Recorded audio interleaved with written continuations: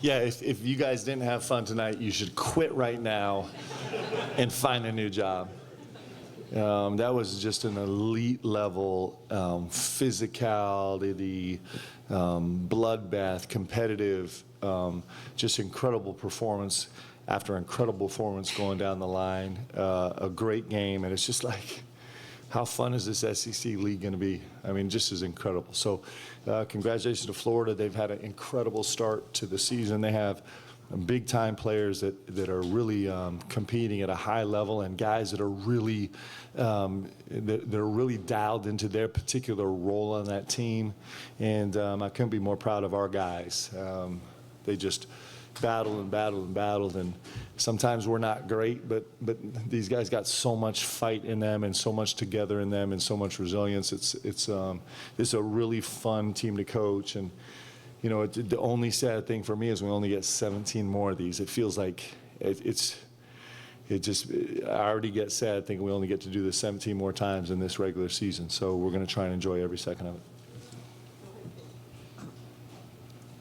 Mark, what did you think the way that Andrew Carr kind of finished the game for you? He had a rough first half offensively, maybe a little bit on the defensive end, but came up big when you needed him. Yeah, I mean, Andrews, like, you know, you go down these lines, it's pretty incredible. You think about Andrews, you know, he's 50% from the field. He's 40% from the three-point line. He's 5 assists, 0 turnovers. He's playing, you know, we spent the last several minutes of the game switching 1 through 5, had ridiculously difficult defensive responsibilities. I thought he was terrific. And you know, what's nice is you know, with us moving Andrew around, you could see that Florida had to be responsive in the lineups they were choosing to put on the floor because they were trying to deal with Andrew down the stretch.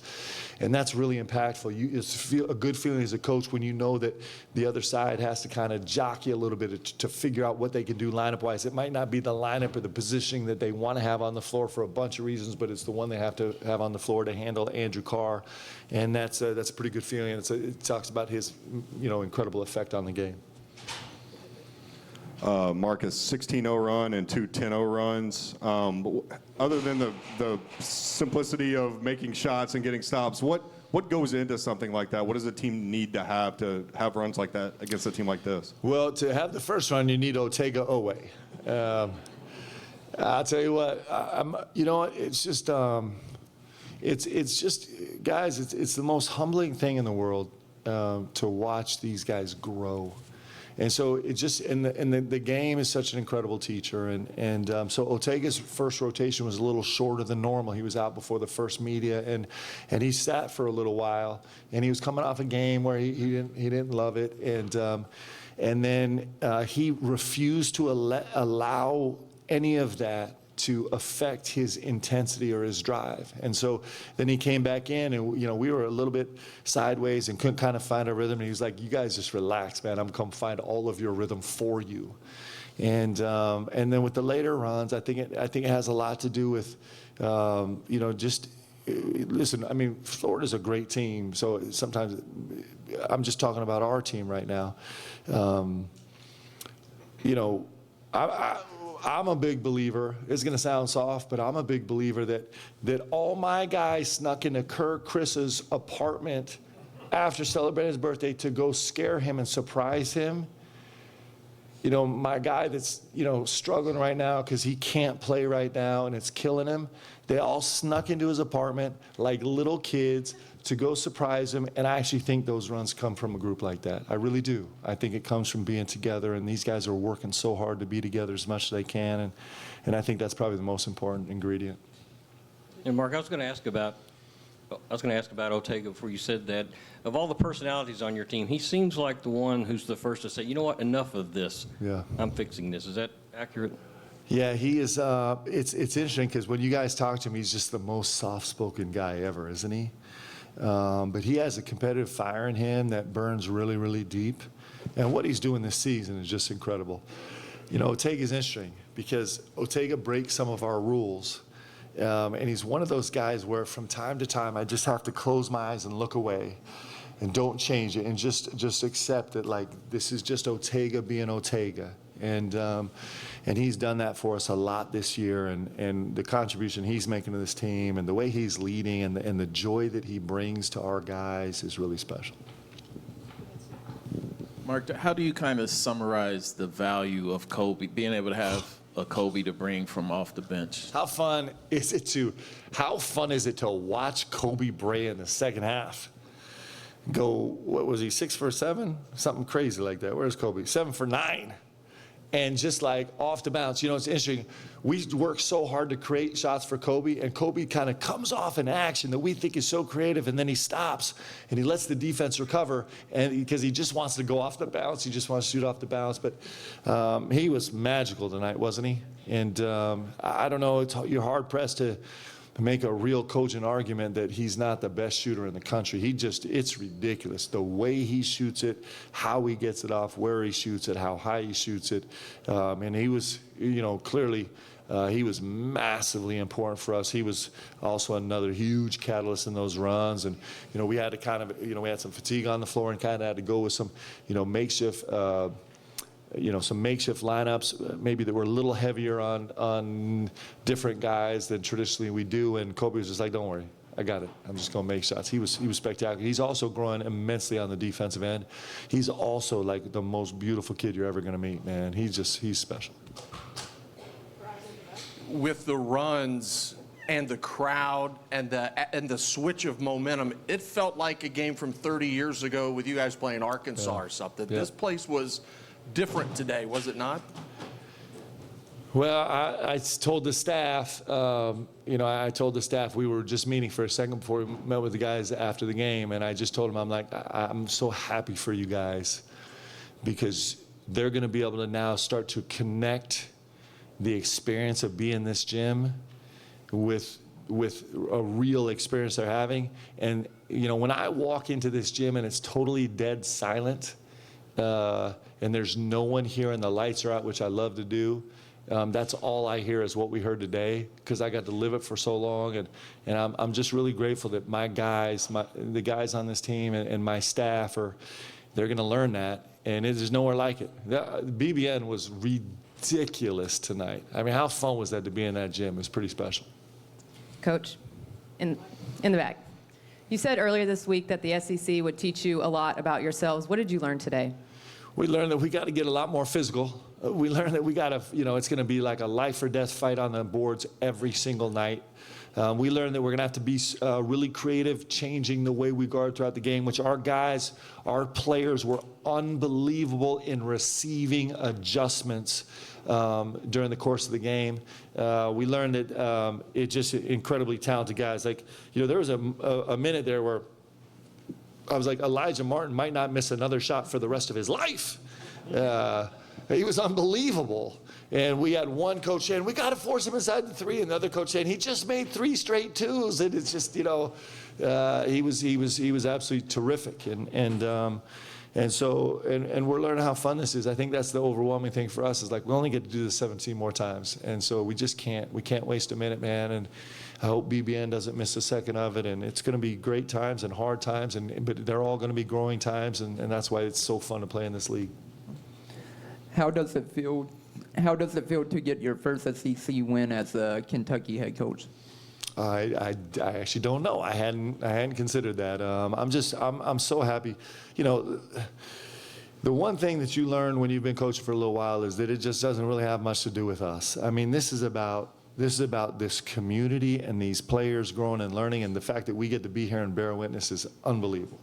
It's really special. Mark, you mentioned physicality a second ago. I know not every team will pose the unique challenges that Florida did, but you guys did get hit pretty hard on the glass, offensive rebounding, second chance points tonight. How do you go about adjusting and kind of combating that, and also what are the challenges of doing that in season on the Tuesday, Saturday schedule? Yeah, so it's a beautiful thing, this league, because tonight it's on the glass. On Tuesday it's going to be something else that's really exploited, and this league is just going to kind of needle any space where you're not the best in the country. Florida is the second best rebounding team in the country right now, and our guys. we hung in there is probably the best way we can say it. We really hung in there. It's also, over the last 6 games, they're the #1 analytical half-court defense in the entire country. And our guys were 25 assists and 6 turnovers.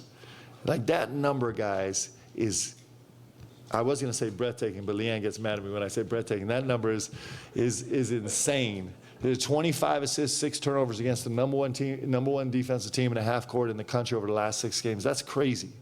And so, this is what you want. You just want to go against the biggest challenge. You want to go against the best teams. This is an undefeated team. What are they ranked? 6 or 7 or 5 something.